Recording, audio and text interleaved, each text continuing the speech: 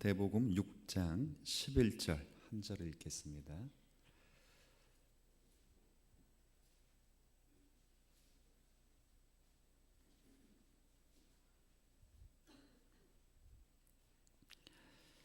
마태복음 6장 11절 한 절인데요. 자, 우리 11절 한 절 말씀만 함께 봉독하겠습니다. 오늘 우리에게 일용할 양식을 주시옵고. 아멘. 예. 고난 주간에 특별 새벽 예배 하는 것 너무 감사하고 참 피곤하실 텐데 이렇게 저녁 시간까지 이렇게 오셔서 예배 드릴 수 있는 분들 참 귀하게 생각합니다. 제가 성도였다면 아마 잠시 제가 아까 앞에 앉아 기도하면서 제가 성도였다면 이 수요일날 같은 저녁에 나올까, 그래서 아마 저를 목사 삼아주지 않았는가 그 생각을 좀 했어요. 나오기 힘든 이 시간일 텐데 시간을 또 아끼시고 또 할애해서 이 자리에 나오신 분들 정말 귀하게 생각하고요. 정말 여러분의 심령에 하나님만이 주실 수 있는 은혜와 건강과 평안이 함께 하시기를 축복드립니다. 우리가 계속해서 주님 가르치신 기도를 살피고 있습니다. 우리 지난번까지는 세 가지 간구를 살펴보았습니다. 우리가 이 서론이 있고 결론이 있는데 이 중간에 총 6가지의 간구문이 있다 그랬습니다. 그래서 이 6가지를 또 반으로 딱 나누면 위에 3개는 직접적으로 아버지에 관한 기도문이고 밑에 3개, 오늘부터 살펴볼 3개의 기도문은 우리와 관계된 기도문입니다. 그래서 첫 번째 기도문은 아버지의 이름입니다. 그 이름이 거룩함을 받도록, 이것은 하나님의 영광과 관계된 기도였고, 두 번째 기도는 아버지의 나라였습니다. 다 아버지가 들어갑니다. 아버지의 나라였습니다. 이 나라라는 말은 주권이듯이 하나님의 주권이 어디에나 임할 수 있도록 우리가 순종할 수 있도록. 그 세 번째는 또 아버지의 뜻이었습니다. 이 뜻은 아버지의 목적과 계획이 어디에서 이루어진 것처럼 이 하늘이라고 하는 것은 천군 천사, 그러니까 하늘에 있는 천사들이 아버지의 뜻과 아버지의 목적에 완벽하게 순종하고 있는 것처럼 이 땅이, 그리고 우리의 심령이 그 뜻과 목적에 순종할 수 있도록 내 자신에게 그리고 교회에게 이 땅에 은혜를 주시기를 간구합니다. 그런 의미였습니다. 그래서 위에 3가지가 아버지의 이름, 아버지의 나라, 아버지의 뜻이었습니다. 그리고 밑에 이제 3가지를 오늘부터 하나하나씩 살필 것인데 그것은 우리라는 말로 표현됩니다. 위에 3가지는 아버지의 말로 이야기가 되고 밑에 3가지 간구는 우리입니다. 그래서 오늘은 우리의 양식, 그리고 그 다음에는 우리의 죄, 그렇죠. 마지막 간구문은 우리의 시험, 이 3가지입니다. 그리고 마지막 송영으로 끝을 맺게 됩니다. 그래서 오늘을 함께 나눌 것은 정확한 요즘 새 번역 주기도에는 오늘 우리에게 일용할 양식을 주시고, 이런 뜻입니다. 오늘 우리에게 일용할 양식을 주시고, 한마디로 말하면 양식을 주십시오, 이런 뜻입니다. 그러니까 오늘 우리에게 양식을 주시고, 한마디로 말하면 양식을 주십시오, 그런 뜻입니다. 이 당시 유대인들이 먹었던 양식은 그 사람들의 주식은 뭘 것 같아요? 우리는 주식이 뭐죠? 밥, 그렇죠, 밥. 그 당시 그분들은, 그리고 지금의 유대인도 마찬가지겠지만 빵입니다. 그러니까 쉽게 말하면 뭐 달라는 거예요? 빵 주세요. 그리고 지금 우리나라식으로 말하면 뭐 달라는 겁니까? 밥 주세요. 이게 4번째 기도문입니다. 밥 주세요. 엄마에게 하듯이 밥 주세요. 이게 네 번째 기도문입니다. 그래서 이 밥이라고 하는 것이 정말 밥 달라고 하는 것만은 아닙니다. 이 밥이라고 하는 것은 인간이 살아가는 데 있어서 가장 기초로 되는 것입니다. 밥과 물이 있어요. 먹는 것과 마시는 것이 기초되고 있죠. 제가 오늘 설교를 하는데 물론 저녁은 아직 먹지 않았지만 점심을 제가 먹었을까요? 안 먹었을까요? 먹었습니다. 먹지 않았으면 목소리가 이렇게 힘있게 나오지 않아요. 물론 이렇게 뭐 필요에 따라 힘을 줘 말할 수 있어도 배가 많이 고프면 그렇게 힘이 없습니다. 아무리 운동 선수일지라도 일주일만 굶겨 보면 운동 잘 못합니다. 우리 이번에 특별 새벽 예배 하잖아요. 근데 특별 새벽 예배 우리 고난 주간이라고 해서 우리가 금식을 하지는 않습니다. 왜? 개인적으로 하는 금식은 경건에 유익하기 때문에 해도 됩니다. 그런데 우리 새벽에 매일 뭐 주지요? 밥 줍니다. 오늘은 특별히 그걸 뭐라고 해요? 오늘 먹은 걸 묵밥이 나와서 2그릇 먹었습니다.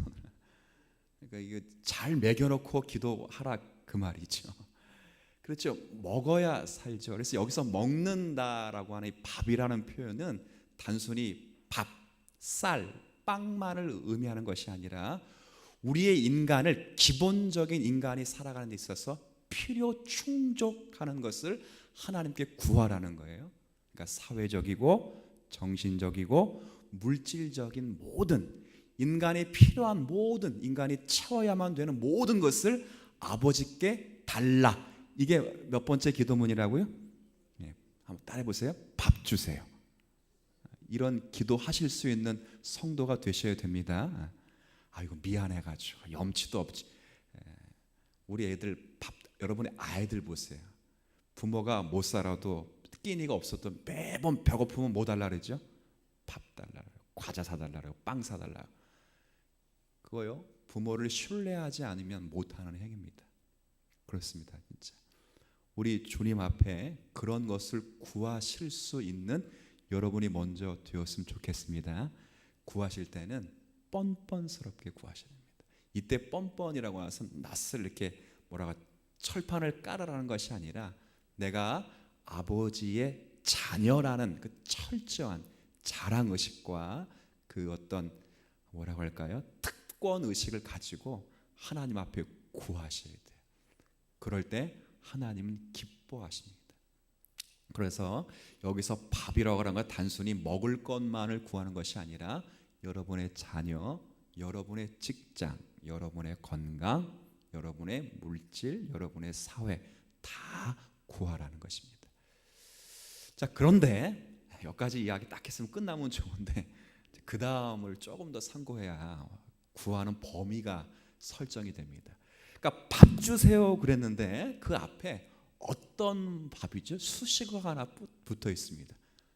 오늘 우리에게 일용할이라는 단어가 약간 의미심장하게 붙어 있습니다. 그래서 밥 주세요 그러면 다 구하는 것이 맞고 또 필요한 것을 다 구하는 것이 맞는데 그 앞에 수식어가 이 명사 앞에 딱 붙은 게 형용사가 뭐라 붙었냐면 일용할 것만 구하라. 이렇게 일용할 양식을 구하라.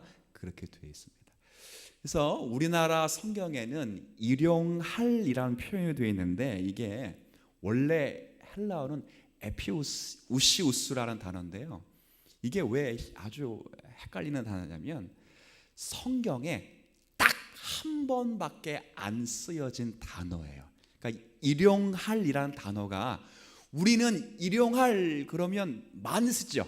일용할 양식, 일용할 삼업, 일용할이라는 말을 많이 쓰는데 이 헬라어의 에피우시우스라는 이 단어는 딱 신약 성경에 구약은 헬라어가 아니니까 헬라어라는 단어가 신약 성경에 딱 한 번 쓰여요.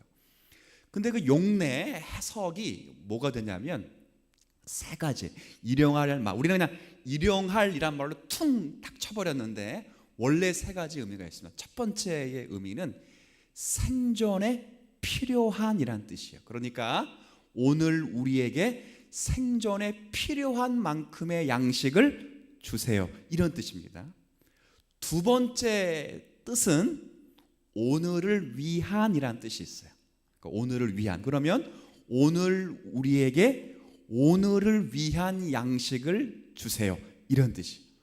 마지막 뜻은 여러분 제가 오늘 11절을 읽은 이유가 있는데요. 여기 11절 잘 보면 관주라는 것이에요. 관주. 마치 이제 논문의 각주식으로 우리에게 일용할 앞에 1번이라고 되어 있죠. 1번.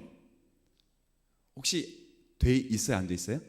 돼 있죠. 그럼 1번을 한번 따라 내려가 봐요. 맨 밑에 1번. 그럼 한번 같이 읽어보세요. 시작. 또는 내일 양식을, 이런 뜻이에요. 그러니까 오늘, 그러니까 일용할이란 말은 생존에 필요한 이런 뜻도 되고, 그 다음에 오늘을 위한이란 뜻도 되지만, 마지막 개혁파 신앙에서 가장 많이 해석하고 있는, 그러니까 우리가 알고 있는 일용할과는 많이 다른 내일을 위한이란 뜻이에요. 내일을 위한. 그러니까 이 말은 기도가 어떻게 되냐면 오늘 우리에게 내일을 위한 양식을 주시옵고, 이런 뜻이에요. 그러니까 이 세 가지가 다 똑같이 해석할 수 있어요. 그러니까 생존에 필요한 양식을 주세요. 혹은 오늘을 살아가는 양식을 주세요. 내일을 위한 양식을, 다 똑같습니다. 근데 놀랍게 이 세 가지 의미가 동시에 의미적으로 구약 시대에 쓰여진 경우가 있어요. 그러니까 단어는 다르지만 그 전체 성경 안에 어떤 사건 안에 이 세 가지 의미가 함축적으로 담겨 있는 메시지와 사건이 있습니다. 이게 뭐냐면 출애굽기 16장에 그 유명한 만나 사건이라는 것이 있습니다. 찾지는 않을게요. 제가 그냥 시간 관계상 설명을 드리겠습니다. 출애굽기 16장에 보면 만나 사건이 나오는데, 이스라엘 백성들이 430년 전에 이스라엘 백성들이 애굽을 입국할 때는 약 70명의 사람이 되었습니다. 근데 애굽을 430년이 지난 후에 애굽을 나올 때는 몇 명이 되었냐면 남자 성도 가운데 20세 이상인 남자만 60만 명이었다고. 60만 명. 그러면 보통 20세 이상으로 결혼을 했으니까 보통 우리나라 결혼하면 우리 집 같은 경우는 몇 사람이냐면 5명이. 그래서 보통 성경학자들이 곱하기 5를 해요. 20세 이상의 남자에 곱하기 5를 하면 몇 만이죠? 300만. 이 300만 명이 지금 잘 보세요. 이 광야를 300만 명이 지금 움직이고 다니는 겁니다. 몇 년 동안?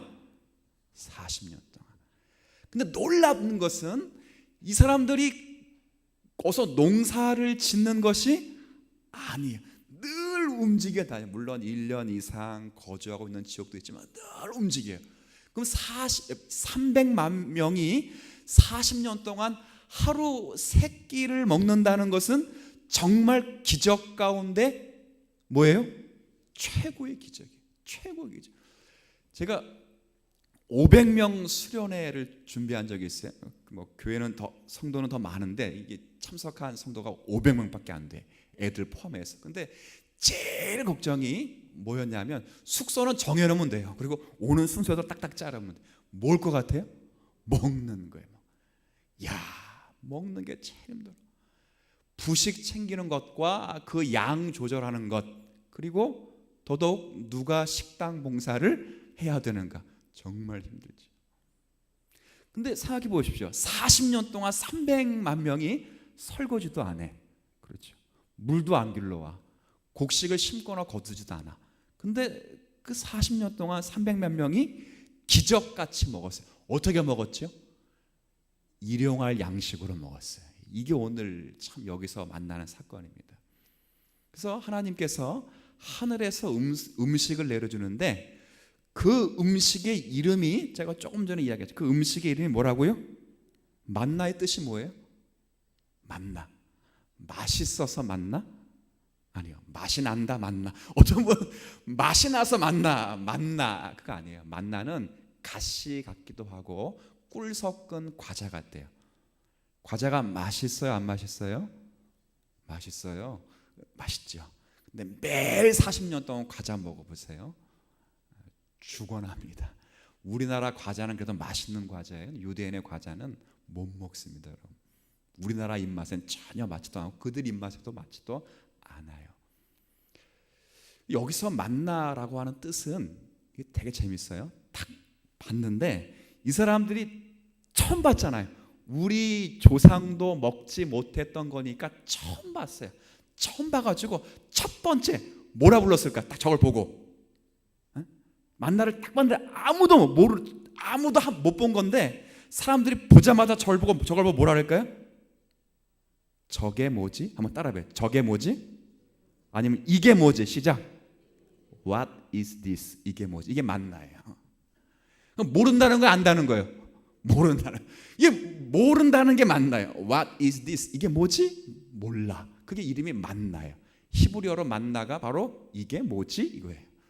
처음 보는 거지. 그래서 40년 동안 먹는데, 근데 재밌는 건 제가 소개시켜 드리는 것은 이 만나를 주시면서 하나님이 세 가지 법칙을 줘요. 세 가지 법칙. 이게 오늘 이 세 가지 법칙과 플러스 알파로 주신 법칙이 이 에피우시우스라는 단어의 세 가지면 똑같이 맞들어져요. 첫 번째가 뭐냐면 첫 번째 법칙이 뭐냐? 첫 번째 법칙은 이거예요. 다른 게 아니라 매일매일 거두어야 한다 그런 거예요. 그러니까 매일매일 거두어야 돼요. 월요일 날 거두면 화요일 날 안 거두면 안 돼요. 반드시 월요일 날 거두고 그 다음 날도 거두어야 돼요. 그러니까 아까 해석한 것 가운데 오늘을 위한이란 뜻 매일을 바로 그 두 번째 해석과 연결되어집니다. 또 하나의 두 번째 법칙은 이건 조금 다른 걸 수 있는데 두 번째 법칙은 반드시 뭐 뜨기 전에 거둬야 된다고요? 해 뜨기 전에 거둬야 됩니다. 그러니까 게을러서는 안 돼요. 해가 뜨면 이슬같이 싹 녹아지기 때문에 더 이상 먹을 수가 없어서 반드시 해가 뜨기 전에 거둬야 돼요. 옛날 우리 목사님들 선조들이 그래서 이것 갖고 뭐 열심히 하라고 얘기했을까요? 그 새벽 예배 열심히 하라고. 새벽 예배. 해 뜨기 전, 그러니까 이 몇 시인 것 같아? 해 몇 시에 뜹니까? 일찍 뜹니다. 일찍. 그러니까 7시에 뜬다고 쳐보세요. 더 일찍, 여름엔 더 일찍 뜨겠지만 7시에 뜬다고 그러면 아침 일찍 나오면 몇 시부터 서둘렀겠어요? 4시, 5시에 서둘렀을 거 아니에요. 그러니까 그것 가지고 새벽 예배, 저는 그런 해석을 좋아합니다.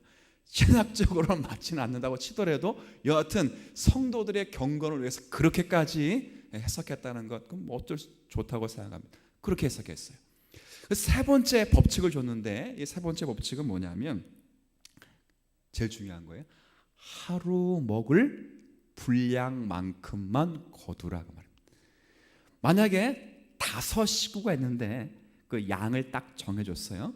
5 식구가 있는데 10 식구 분량을 딱 거둔다면 나머지 5 분량의 식구는 그 양은 썩어집니다.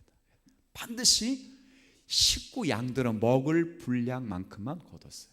그런데 재밌는 게 있는데 뭐가 재밌냐면 여기다가 플러스 알파의 하나의 법칙을 준 게 뭐냐면 만약에 오늘이 지금으로 말하면 안식일 전날이라 금요일이라 알겠습니다. 금요일. 원래 안식일은 토요일이니까 금요일이라 그러면 금요일 날은 이 모든 법칙 가운데 하나를 깨지요. 뭘 깨지요? 오늘 하루치의 분량이 아니라 며칠치? 왜 그래요? 왜 이틀치? 그게 언제의 양식이기 때문에 내일, 아까 제가 좀 전에 에피우스가 하는 그 세 번째 내일 먹어야 될 양식이기 때문에 그렇습니다. 그러니까 지금 이 놀라운 것은 이 예수님께 쓰신 이 헬라어의 일용할이라는 양식이라는 일용할이라는 단어가 놀랍게도 하나님께서 만나로 훈련시키셨던 그 법칙, 세 가지 법칙과 플러스 알파의 법칙이 모든 의미가 한꺼번에 농축되어 있는 놀라운 단어라는 거예요. 신기하지? 않으세요? 저는 참 신기합니다. 그래서 이걸 통해서 주님이 과연 무엇을 우리에게 말씀하시려는 것일까? 저는 이제 제가 오늘서 몇 가지가 있는데 그 중에 두 가지 정도만 좀 간단하게 이야기를 할게요. 머리가 복잡해지면 안 됩니다. 제가 간단하게 그리고 어렵지 않은 것만 할게요. 철저히 신학적인 거 배제하고 두 가지만 자 보십시오. 만나를 매일매일 거두고 그것도 오늘 먹을 만큼만 거두고 특별히 한 날은 내일 것까지 거두게 하시면서 매일 새벽처럼 누구만 아무것도 보이지 않는, 그러니까 해가 뜨기 전 그러면 보이는 것이 아무것도 없다 그러면 아무것도 보이지 않는 그 중에 누구만 보라고 주님이 지금 의지하라고 이 만나를 주신 걸까요? 지금 하나님이지요. 이해가 되십니까? 이 만나를 주신 하나님의 역사를 잘 보세요. 너가 매일매일 그리고 어느 날에는 내일을 위한 것까지라도 그리고 해 뜨기 전에 아무것도 보이지 않는 그 시각에 그렇죠. 그리고 너의 분량을 초월하지 않고 너를 정확히 인지하고 있는 그 자리에서 하나님만을 보도록 훈련시키신 거예요. 그래서 우리가 잘 아는 신명기 8장 3절에 보면 사람이 그러니까 이런 모세가 광야를 다 끝내고 마지막 고별 설교를 하면서 이렇게 얘기했어요. 야, 너희들이 열조가 알지 못하는 너희 조상들도 먹지 못했던 만나를 먹은 이유가 그다음 사람이 떡으로만 살 것이 아니요 하나님의 입에서 나오는 모든 말씀으로 살게 하려 하심이라 그렇게 되어 있어요. 여기서 말씀이라고 하는 것은 성경 말씀 이런 의미가 아니라 너희들이 너희들의 생활을 필요로 해주고 있는 그 만나를 지금 하나님 앞에 공급받고 있지만 만나는 훈련의 도구에 불과하다. 그 훈련의 도구를 통하여 만나를 통하여 너가 지금 이스라엘 백성들이 40년 동안 살아가고 있는 모든 원인과 근본 그 자리에는 누가 계시다는 거냐면 하나님이 계셨다는 것을 알려주는 거예요. 그래서 그 조금 더 밑에 읽어보면 이런 말씀이 기록되어 있어요. 제가 하나 읽어드릴게요. 너희들이 40년 동안 이제 광야 생활을 해보면서 이렇게 표현했어요. 너의 의복이 헤어지지 아니하였고 너의 발이 부르트지 아니하였도다. 결국 누가 그들을 보존하신 거냐면 여호와 하나님이 그렇게 하셨다는 거죠. 이렇게 훈련을 시키신 것입니다. 저희 이제 신앙의 동료들이 네덜란드로 이제 이렇게 공부를 하기로 하고 오면 네덜란드에서 가장 먼저 정확한 발음으로 배우는 네달 화란어가 있대요. 화란어. 이게 뭐냐면 빵 한 덩어리만 주세요. 이게 네덜란드에서 가장 먼저 배우는 화란어 가운데 하나예요. 좀 희한하죠. 우리는 인사 배우고 뭐 이렇게 뭐 이런 걸 배우는데 거기서는 빵 한 덩어리만 주세요. 실질적으로 그걸 가장 정확하게 배운대요. 왜 그러는가? 그럴 때 그 나라에서는 빵을 우리는 빵 사려면 어디 가지요? 빵집 가거나 마트 가면 빵을 사가지고 다 재워놓고 먹잖아요. 냉장고에 내일 거, 내일 모레 거, 일주일 거. 뭐 어떨 때는 오랫동안 보관하기 위해서 냉장고에 안 넣고 어디다 놓습니까? 또 그럼 이제 한 달 지나가도 먹을 수 있어요. 근데 이 네덜란드 화란에서는 빵을 그렇게 팔지 않습니다. 자, 방부제를 하나도 안 넣기 때문에 매일매일의 빵이 집으로 우유 배달하듯이 배달이 돼요. 배달. 그러면 똑똑똑 빵을 배달하시면 두드리면 아이가 먼저 문을 열면서 뭐라 말하냐면 빵 한 덩어리만 주세요. 이게 매일 아침마다 반복하는 단어예요. 반복. 그렇게 빵이 맛있답니다. 왜 맛있겠어요? 방부제를 안 넣어서 얼마나 맛있겠어요. 그래서 그렇게 매일 빵을 구하면서 매일 아침 그 시간이 되면 누구를 기다리냐면 빵을 가지고 오는 그 아저씨를 기다리게 되죠. 이거지요.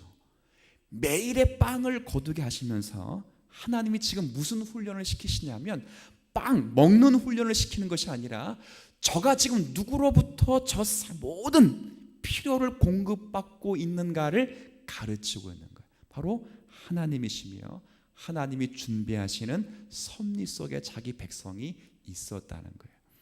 실제로 우리나라의 남북 전쟁이 6.25가 있고 나서 이 남한에 고아들이 대단히 많았습니다. 고아들이.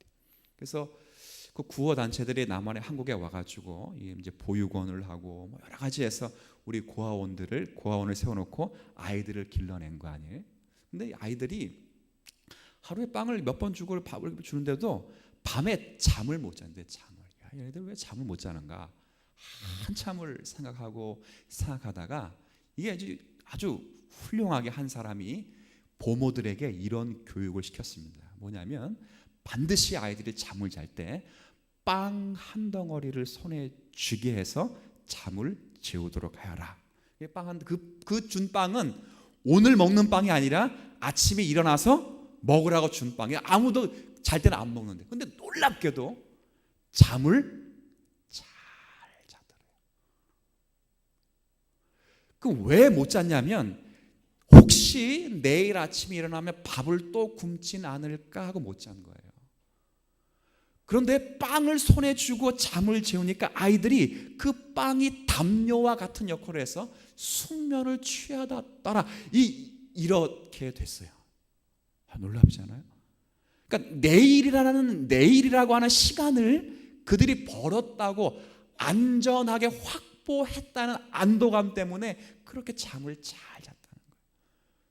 주님 하나님이 그렇게 만나를 통해서 가르치신 것입니다. 저는 우리 성도들이 이 땅에 살아가시면서 정말 여러분의 생활에 있는 모든 필요와 여러분이 가지고 있는 모든 것, 죄송하지만 여러분의 세포와 여러분이 물 마시는 것과 여러분이 공기를 호흡하는 것과 여러분이 직장을 다니고 자녀들과 대화하는 이 모든 것을 통해서 하나님이 여러분을 준비하시고 여러분을 섭리하신다고 하는 그 특별한 특별한 의식으로 느낄 수 있는 여러분 되시면 좋을 것 같습니다. 반복이 아닙니다. 우리가 지구가 스스로 돈다 그래가지고 한자로 그걸 뭐라 부르죠? 자전이라고. 자전. 스스로 돈다. 이 우주 피조물이 스스로 있다 그래서 뭐라 불러요? 자연이라는. 스스로 있지 않습니다. 스스로 돌지 않습니다. 어떻게 하나님이 증명하셨어요? 히스기야 시대 때에 태양이 10도 뒤로 물러갔다는 것은 지구가 어떻게 됐다는 거예요? 정말 태양의 위치로 오면 태양의 위치를요, 제가 정확히 이제는 잊어먹었는데 예를 들어 100km만 앞으로 당기면 지구는 다 없어집니다. 모든 게 다 불바다가 됩니다. 반대로 100km만 뒤로 물러지면 지구는 몇십 초 만에 전체 얼음 덩어리가 됩니다. 그러니까 지구와 태양에는 하나님이 정확하게 맞춰놓은 거예요. 그러니까 10도가 뒤로 물러갔다가 태양이 움직인 게 아니라 지구가 역회전을 했다 그 말입니다. 누가 그렇게 하신 거예요? 그거? 하나님. 너무도 자연스럽게 보이는 모든 것이 자연이 아니라 하나님이 여러분을 통하여 하나님만이 여러분을 공급하시고 채우시겠다고 하시는 하나님을 훈련시키시는 자리인 줄 아셨으면 좋을 것 같아요. 그런 의미에서 만납니다. 하나님이, 제가 두 번째는 제가 오늘 시간관계상 생략할, 다음에 기회가 생기면 하는 것으로 하고 하나만 그냥 제가 상식적으로 말씀드릴게요. 하나님이 왜 여러분에게 일용할 양식만을 주실까요? 왜? 그건 여러분 다 알고 있는 겁니다. 등 따뜻하고 많이 주어가지고 등 따뜻하고 배부르면 은혜를 모릅니다. 제 말이 틀린가요? 누굴 보면 알 수 있냐? 저는 저를 보면 알 수 있고요. 여러분은 여러분을 보면 알 수 있을 것입니다. 그래서 일용할 양식만큼 주셨습니다. 그래서 여러분들은 구하셔야 되고 그 구하시는 모든 것이 정말 오늘 물 한 잔 마시는 것도 하나님이 내게 주시지 않으면 마실 수 없다라고 하는 이 은혜 앞에 설 수 있다면 여러분의 생명은 정말 일상 가운데 특별한 성도의 삶을 살아가고 있다는 것 명심하시는 우리 모두 되시기를 주님의 이름으로 부탁을 드리겠습니다. 아버지 하나님, 은혜를 인하여 감사드립니다. 오늘 이렇게 또 주님께서 가르치신 이 기도문을 나누면서 우리의 필요와 우리의 모든 것을 준비시키시는 하나님의 은혜를 깨닫게 하시니 감사드립니다. 우리가 일상에서 불렀던 자연, 그리고 일상에서 반복적으로 다가왔던 생활의 패턴, 이 모든 것들이 우리의 필요자, 그리고 우리의 공급자, 우리를 섭리하시고 다스리시며 통치하시는 분이 누구이신가를 깨닫게 하시는 하나님의 음성과 훈련인 줄 알게 하셔서 언제나 일상에서 하나님의 특별하심을 누리며 고백하는 성도들이 되게 하여 주옵시고, 우리로 하여금 일용할 양식을 구하는 자가 되게 해 주셔서 나로 가난하게도 마옵시고 부하게도 마옵시고 오직 필요한 양식으로 내게 먹이시옵소서라고 구했던 솔로몬의 기도가 우리의 기도가 될 수 있도록 은혜를 더하여 주옵소서. 한 주간 동안 고난주간을 섬기고 있는 우리 모두들에게 은혜를 주셔서 건강을 주셔서 하나님 승리하며 기도하는 우리 될 수 있도록 은총을 베풀어 주옵소서. 감사드리며 예수님의 이름으로 기도 올립니다. 아멘.